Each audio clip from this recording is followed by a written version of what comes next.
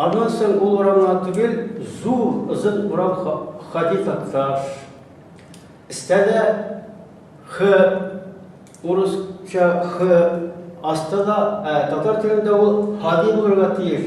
Хади Такташ, ул урам озын, ул такталарны Халиков вакытында алыштырдылар. Алар өчен акча түләнгән. Bu desin etkinde bırak için akşam tülenildi. Raysa Hanım, mana şu muzeynin üstüne aynı Tatarça yazı ilip koyargan nerse kumaşavlı.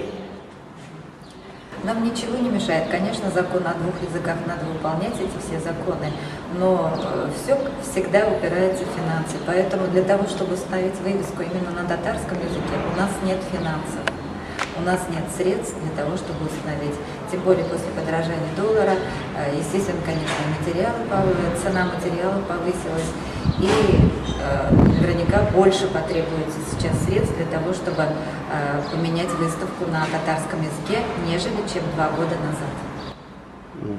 Ну, менә алга таба татарчада язып куярга уйлыйсызмы? Если будут деньги, конечно же, мы это постараемся сделать. Нет никаких сложных, как говорится, решений в этом направлении. Будут деньги, будет и вывеска. Münir Efendi, ilme taktalarının buna köpçüleginde Uruşçağına yazılan Şallı şehirinin ne için siz buna ne şehir müzeyin Tatarca yazmağın için mahkemeye birizdiniz? Şehir müzeyi bizim şehirinin medeniyet учреждениесі болып тұр. Хаманда музей біздің өткенімізді, келешегімізді шағылдырушы, hem бүгінгі күніне шағылдырушы бір бина. Онда кішкене балалардан башлап зорларға hem шет шәһәрләрдән экскурсиялар келе. Олар келгәчтә карыйлар. Иң беренче музейга күз төшү белән аның зур итеп язылган язуларына күз төшә. Аянда 2 тапкыр зур итеп урыс телендә генә язылган.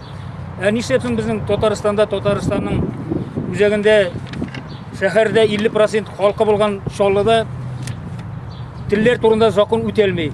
Бу музей гына түгел, башка мәдәният учреждениеләрдә, башка ишгаларда да менә шушы шәһәр сүзен менә караган чиракта Набережный городской суд дигән. Онда бер генә язылган.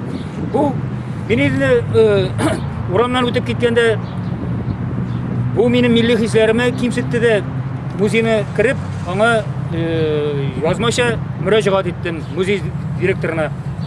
Шушы бина түбәсендә татар телендә дә язу урнаштыруыгызны сорыйм дигән мөрәҗәгать иде ул.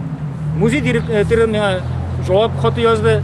Анда урысча язу гына урыс телендә генә җавап килде инде. Шушы татар телендә язып куяр өчен 250 мең сум акча кирәк икән. Мин моны шаккаттым.